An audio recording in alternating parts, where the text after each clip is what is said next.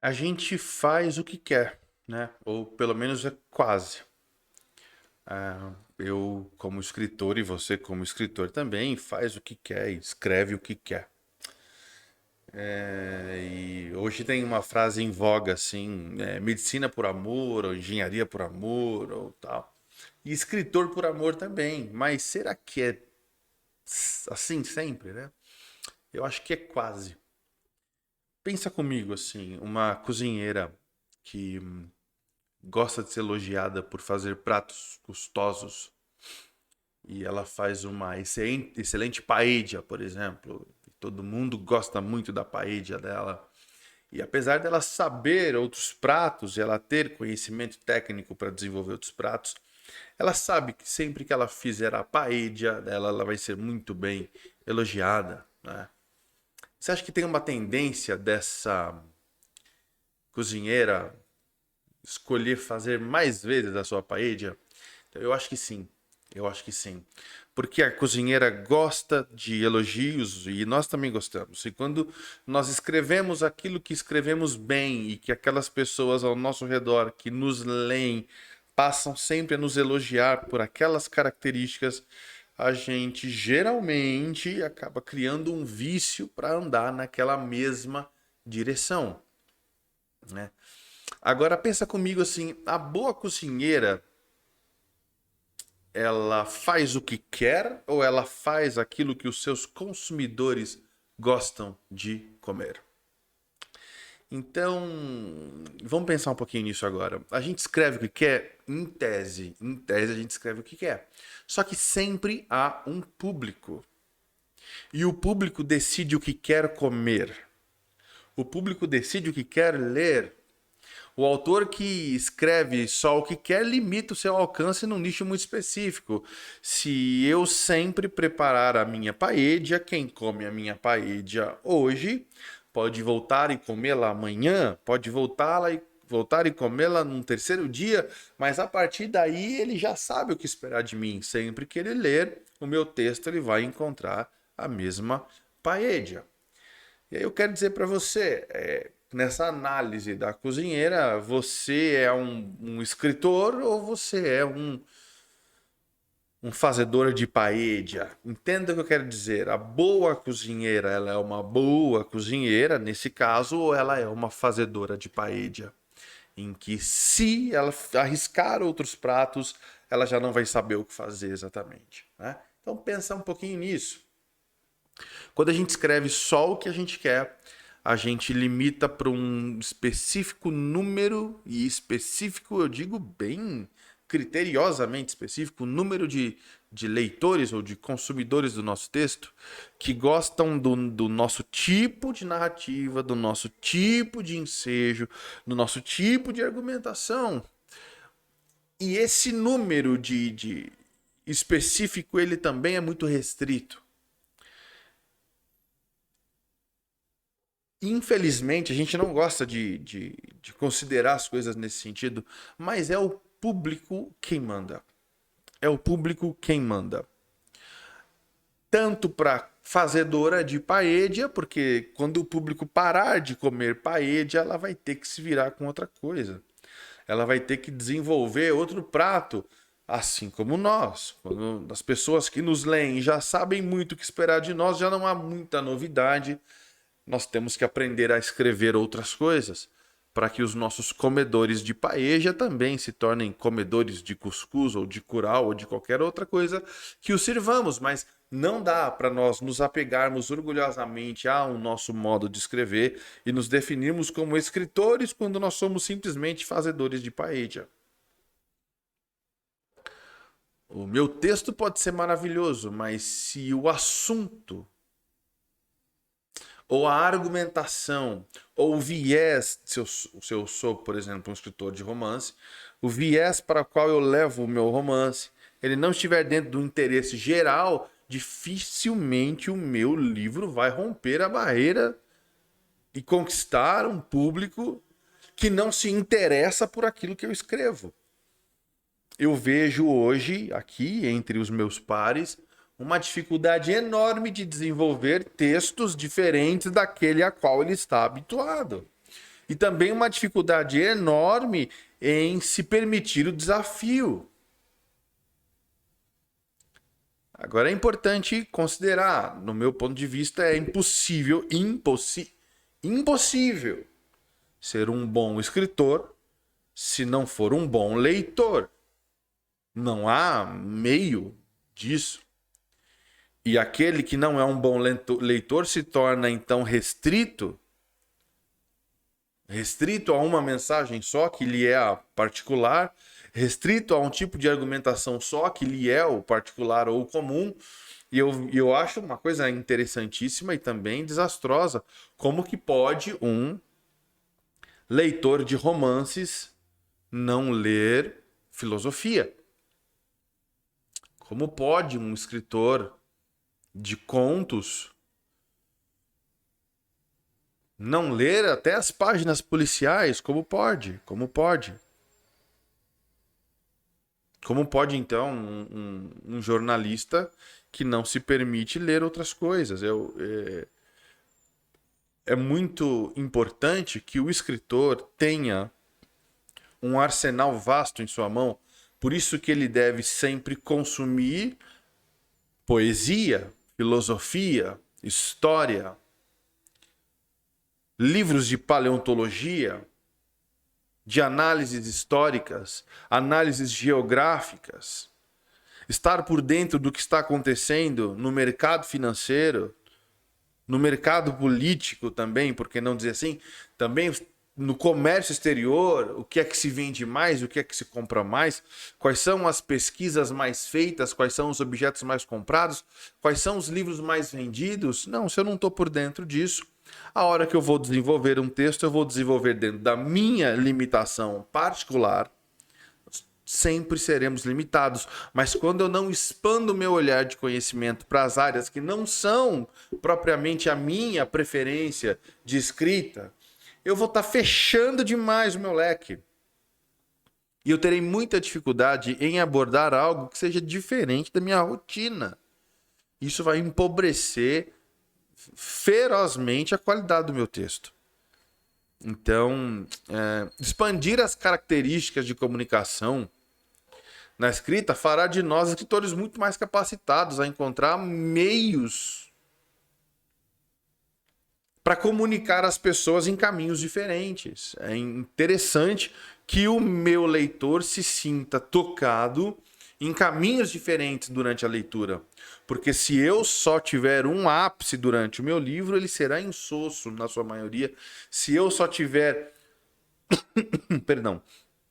Se eu só tiver apenas uma argumentação que baseia todo o contexto da minha história, ela será chata, será pacata, será previsível.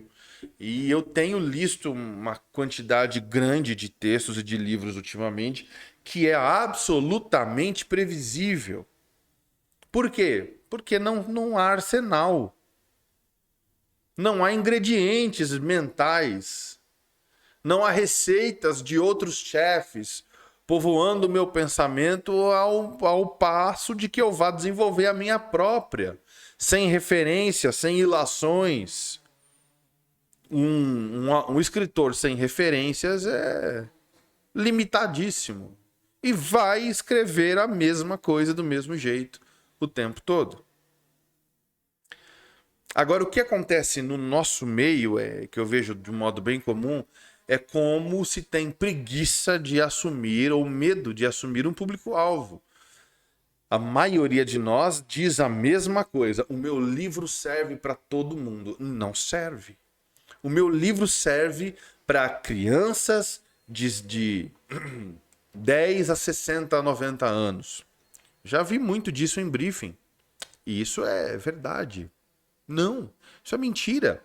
Porque quem fala com todo mundo não fala com ninguém. A gente percebe hoje propagandas, por exemplo, na TV, ou também em vídeos como esse que você está vendo, né? Propagandas que conversam com públicos diferentes, com pessoas diferentes, o tempo todo. E é por isso que toda vez que você contrata um novo serviço na internet e você permite que os seus dados sejam ali coletados, é justamente para que propagandas para a sua idade, para o seu tipo de pessoa, para quem faz as suas atividades, cheguem até você de modo único. Então não adianta. Quem acha que fala com todo mundo não fala com ninguém. Então definamos sim o nosso público-alvo. Há quem fale com mulheres a partir de 40 anos. Com romances mais água com açúcar, não dá para achar que o romance que foi para Dona Cleusa, de 55 anos, que mora num apartamento com um gato, vai ser o mesmo romance que vai para Juliana, de 17 anos, que está indo morar com uma prima no centro da cidade, fazer cursinho. Não dá. Não é a mesma linguagem. Não são as mesmas ilações que comovem, não são aquilo que vai emocionar demais uma senhora de 55 anos, não vai tocar minimamente uma garota de 17. É a mesma coisa em todos os sentidos. Quando você não desenha o seu público-alvo, você escreve por si. Quando você escreve por si, você faz besteira. Porque você precisa estar antenado se a tua mensagem vai ser absorvida e compreendida por aqueles que são o seu público-alvo. Agora, se você acha que você é responsável por aquilo que escreve e não por aquilo que os outros compreendem, você é um péssimo comunicador. E o escritor é um comunicador. O escritor, o jornalista, quem trabalha com texto é um comunicador e é, sim, gigantescamente responsável por aquilo que as pessoas compreendem do seu texto. Senão não há uma exegese que seja sensata. Uma interpretação de texto que seja coerente. Se você abrir o leque para tantas várias interpretações. Mas isso acontece porque você não define para quem você escreve. E você não define para quem você escreve porque você escreve para você mesmo. E pelo fato de você escrever para você mesmo, todos os seus textos são parecidos. Eu tenho certeza que tem algum escritor, pelo menos um, me assistindo agora, e ele sabe que se ele pegar todos os textos dele e colocar um sobre o outro, basta trocar o lugar, basta trocar a profissão e basta trocar o nome e talvez o gênero das personagens para que a história seja a mesma. Então você é só um reprodutor da receita da paella. Você não é um cozinheiro. Não é muito frequente, né, em aulas de escrita que professores e escritores mais experientes nos encorajem a desenvolver textos em diversas direções. Ora uma poesia, ora um romance, ora um conto de suspense, ora um texto mais nonsense mesmo, para que você entenda que você pode escrever em várias direções diferentes. E é lógico e é claro que haverá um caminho que lhe seja mais confortável, pleno, não há problema nenhum. Mas quando você se limita demais, você só escreve para si. E quem escreve para si não destina público-alvo. E quem não destina público-alvo não fala com ninguém. Então o seu livro pode ser lido. É bonito, é legal, gostei. E é igual a uma série de outros que eu já li. Infelizmente, eu vejo isso acontecer muito. Até mesmo com, por exemplo, livros religiosos, né? Nossa, quanto livro religioso dizendo a mesma coisa. Em determinado momento, eles dizem a mesma coisa. E não é porque há um tema central de uma mensagem central. Não, é limitação. Não se sabe descrever as coisas de modo diferente. Não se sabe apresentar ideias de modos diferentes. Não, usemos sempre a mesma receita. Usemos sempre a mesma caixinha. E isso cansa o público. Isso cansa o pessoal que vai trabalhar. O editor fica cansado de um texto desse. Cansa o revisor. Cansa o designer que vai fazer a capa. Cansa o diagramador. E cansa todo mundo. Porque no final das contas, o lojista, o livreiro, ele vai pegar o teu livro, ele vai ver, ele vai dar uma olhada na sinopse, e esse livro merece a frente da loja, ele merece a vitrine, ele merece a primeira bancada ao se entrar pela livraria, aquela principal que apresenta os melhores destaques, ou ele vai virar uma lombadinha inserida numa estante. Ele vai se tornar uma lombadinha. Então, há uma preocupação em dizer que no Brasil ninguém lê, o que é mentira. A venda de livros tem dado saltos exponenciais nos últimos anos, inclusive em períodos de pandemia. Só não vendeu mais quem não estava nos lugares errados. Agora não adianta você lançar o seu livro e jogar na Amazon e achar que vai resolver. Não, você precisa ter diferenciais. E o seu diferencial ele tem que começar na qualidade do seu texto. O seu diferencial ele tem que começar na qualidade da sua escrita, na qualidade das suas ideias. Outro dia eu fazendo leitura crítica para um escritor, eu falei, amigão, vai ler Maquiavel. Vai ler os clássicos. Abre a tua cabeça. Né? Agora também há o risco do autor que passa a perseguir o desejo do público. E ele vai acabar por prostituir a si mesmo para agradar uma fatia de mercado, porque na verdade ele está de olho em dinheiro, né? Ok, isso é perigoso também. E a carreira desse cara vai acabar, porque ele vai abordar assuntos polêmicos, vai abordar assuntos atuais, mas de modo muito superficial, porque ele não tem profundidade, ele não tem conhecimento para isso. Né? Também quem escreve sobre tudo também não escreve sobre nada. Essa também é uma verdadeira. Quem escreve sobre um assunto só não fala com ninguém. Quem escreve sobre tudo não fala com ninguém do mesmo jeito. É importante a gente ter critérios e ser seletivo. Então, há de se ter um equilíbrio em desenvolver apelo que converse com o interesse das massas, ao mesmo tempo que se mantém uma linha pessoal, seja na narrativa ou seja no ensejo.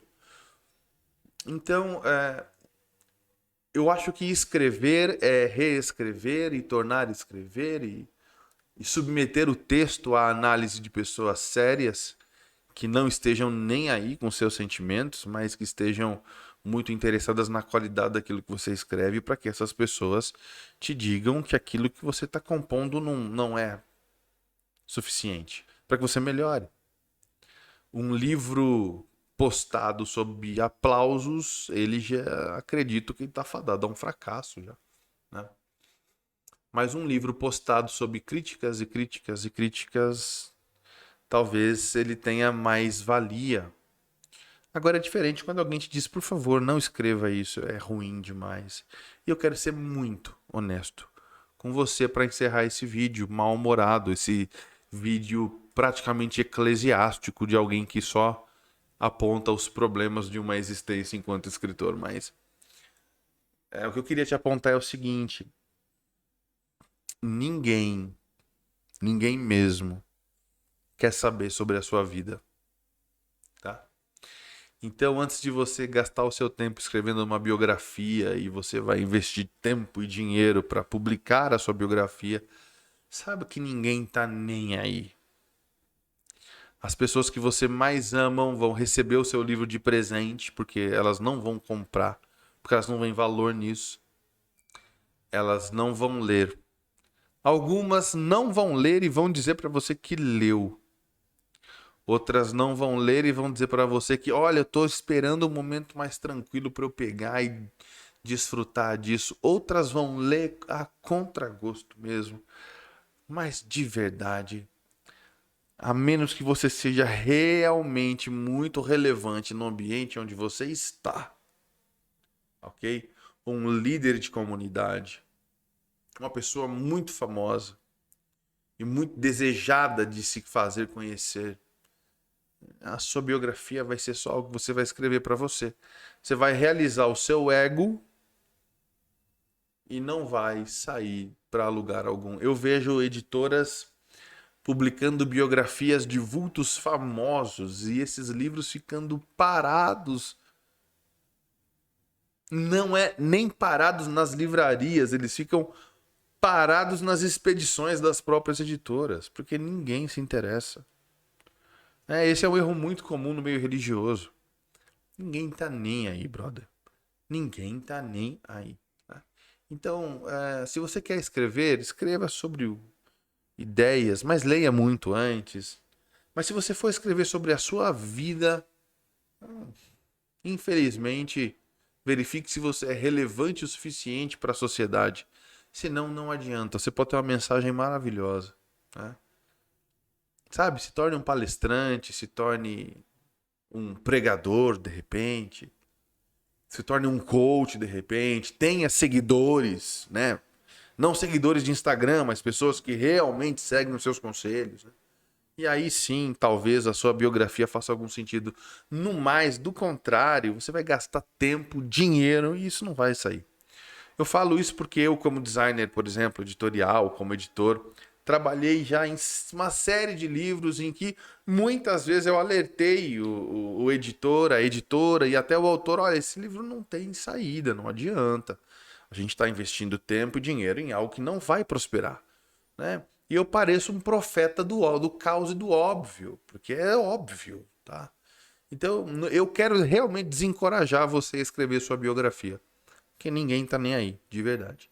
Desculpa, é uma realidade isso, né? Então, eu digo isso porque eu conheço todas as frentes do editorial. Desde a escrita, desde o copyright, desde o processo de revisão. Seja uma revisão de mercado ou seja uma revisão ortográfica. Não sou um especialista em revisão ortográfica, mas trabalho com revisores de excelente qualidade. Ao processo, então, de todo brainstorming, captação do briefing para capa, para diagramação, para projetos gráficos, ao projeto de marketing dos livros, a montar stand em feira, a vender livro na Bienal, em lojas e livrarias. Eu conheço todos os processos. O que não faz de mim um grande expert, mas faz de mim alguém que tem alguma noção. E o que eu realmente digo para vocês é que falta alguma originalidade. Falta empenho de escritores. A gente tem uma pressa danada para entregar um livro, mas não tem a menor pressa para aprender.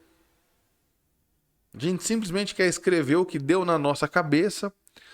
Quando nós mostramos para alguém, damos para alguém ler, nós só queremos aplausos, nós só queremos que essa pessoa diga: nossa, isso que você fez é uma das maravilhas da literatura moderna.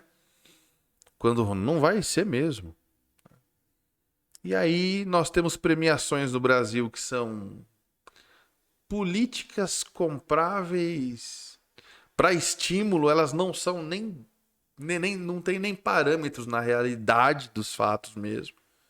Premiações como design, premiações como projeto gráfico, premiações como literatura ou crônica, são só incentivo.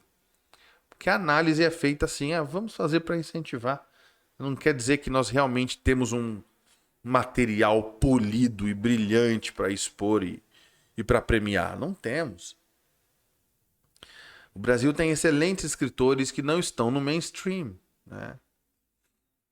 Mas não há como alcançar esse mainstream sem sermos excelentes escritores também. Então, há um caminho de sucesso para quem deseja escrever no Brasil. Há um caminho. E esse caminho não se pauta à sua identidade, não se pauta ao seu modo pessoal, porque para desenvolver um estilo próprio, antes você precisa conhecer vários estilos para você entender o que é um estilo de verdade e o que é relaxo e limitação de alguém sem conhecimento. Eu sei que esse vídeo ele é bem mal-humorado e bem chato. Peço desculpas a você e agradeço você que assistiu até aqui. Então, curta, compartilha, se inscreve aqui no canal. Se você quiser aprender mais sobre mercado editorial e aprender a fazer capas de livro, clica no link aqui na descrição e compre o curso que está baratinho, tá bom? Um grande abraço, até mais e valeu!